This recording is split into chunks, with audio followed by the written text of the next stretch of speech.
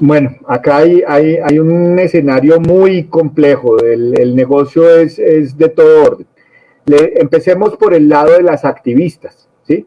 ¿Quiénes son estas activistas que promueven el aborto? Normalmente son profesionales de buenas universidades que han podido estudiar por fuera y que llegan a Colombia. Yo conozco muchos porque, por ejemplo, yo fui compañero de colegio, de universidad, perdón, de Mónica Roa, y son personas que estudiaron Derecho en los Andes conmigo, después se especializaron en Estados Unidos en las mejores universidades de esa época, y llegaron a Colombia sin ningún entrenamiento, digamos, para ejercer su profesión aquí en Colombia, sino con un entrenamiento de activismo, de haber hecho muchos de los derechos de las mujeres, de las minorías, de los LGTBI, y en realidad no tenían dónde conseguir trabajo aquí en Colombia, porque en Colombia en esa época no había dónde emplearlas. Entonces lo que hicieron fue traerse las franquicias. En el caso de Mónica Roa se trajo la franquicia de una cosa que se llama Women's Link, que es una de las principales activistas mundiales del aborto, y le empezaron a pagar un sueldo a ella de mucha plata. Yo recuerdo que en esa época yo estaba de junior en una firma de abogados y ella tenía mejor carro que yo, salía a mejores fiestas que yo y todo eso, porque evidentemente le pagaban mejor que a mí, ¿sí? Y todos estos recursos venían de ONGs extranjeras que le estaban pagando a ella por presentar durante 7 veces la misma demanda, porque cada una de las 6 veces anteriores cometió errores de abogado. Eso es real y eso es cierto. Ahora, ¿quién le paga? ¿De dónde sale la plata para estas ONGs?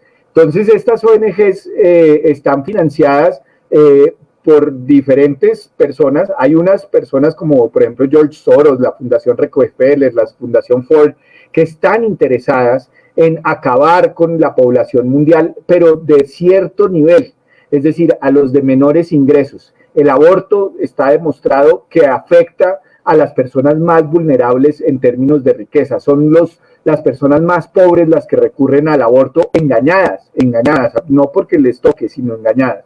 Entonces hay una estrategia mundial para acabar con este tipo de población a todo alrededor del mundo. Entonces tradicionalmente ve uno a Soros, a la Rockefeller Foundation, a Open Societies, a todos estos que son los sospechosos de siempre financiando esto. Pero también hay un negocio desde las farmacéuticas, porque recordemos que el aborto se puede hacer de diferentes maneras. Está la pastilla el día después que dicen que es una pastilla anticonceptiva y no es cierto, porque la palabra anticonceptivo es anterior de la concepción, es en contra de la concepción, es decir, cuando ya hay concepción ya no se habla de anticonceptivos. Entonces la pastilla anticonceptiva, pues, ¿quién le interesa venderla? Al que la produce. Entonces, ¿quiénes son? Pfizer, las compañías farmacéuticas mundiales, que tienen unos intereses oscurísimos, porque a ellos lo que les interesa es que la gente esté enferma, porque si no hubiera enfermos no tendrían que vender. Entonces, en este caso les interesa que las mujeres queden embarazadas y aborten, porque si no, entonces no tendrían que vender. Pero también están las instituciones que prestan estos servicios de aborto. Es impresionante. Si uno mira Profamilia y Oriéntame, los estados financieros y los ingresos y el aumento de ingresos que han tenido en los últimos años, que hemos vivido una crisis económica transversal en Colombia, estas son compañías que crecen en sus ingresos en un orden del 30, del 40%. Uno dice, ¿qué negocio en este momento está creciendo en ese ritmo? Tal vez el narcotráfico, seguramente, pero ese no es un negocio legal. Entonces, el otro que crece grande en Colombia, hoy sería muy bueno invertir en Profamilia, porque el negocio está creciendo como ningún otro en Colombia. Y pues desde luego están los profesionales de la salud que trabajan en esas organizaciones. Entonces el director de Profamilia es una persona a la que le pagan muchísima plata. Como médico le pagan mucho más, porque además tiene que hacer un activismo.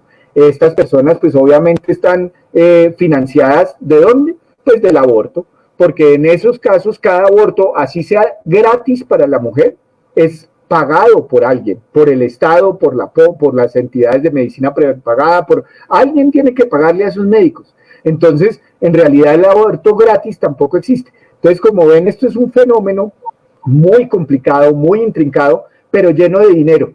Y quiero hacer un comentario final en este tema.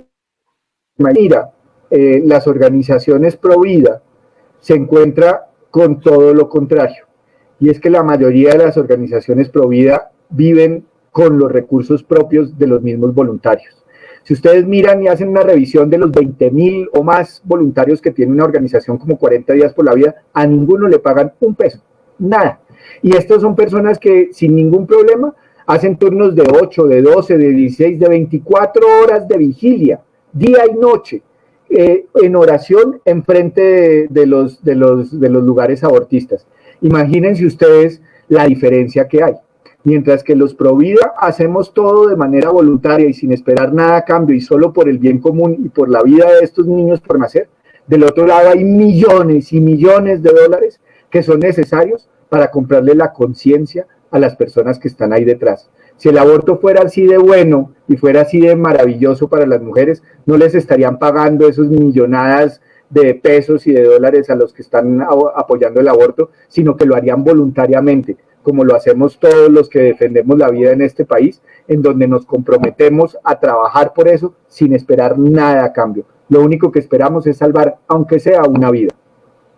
Doctor Juan Camilo, pues es muy lamentable todo lo que usted menciona, todo el negocio que está detrás del aborto, no solamente por parte de las farmacéuticas, sino también por estas entidades que, pues, a nombre de los derechos, de la defensa de los derechos de la mujer, pues afectan la salud a futuro de muchas de estas mujeres, no solamente por cuanto existen esos riesgos que usted menciona en la salud mental de la mujer, que incluye los aspectos psicológicos y psiquiátricos, sino además porque muchas de estas mujeres no pueden volver a tener hijos porque pues estos procedimientos son altamente peligrosos en algunos casos perforar pues el útero de la mujer, generarle infecciones, septicemia, es decir, muchos problemas asociados pues a raíz del aborto. Pero quiero preguntarle cuáles son esas estrategias que se están llevando a cabo por parte de estas plataformas ciudadanas para que las mujeres sean conscientes de su salud sexual y reproductiva.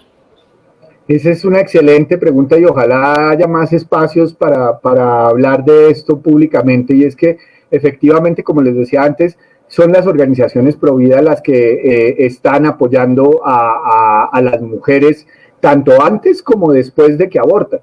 Y quiero hacer una mención especial a una organización a la que le tengo mucho cariño, que se llama la Fundación Derecho a Nacer.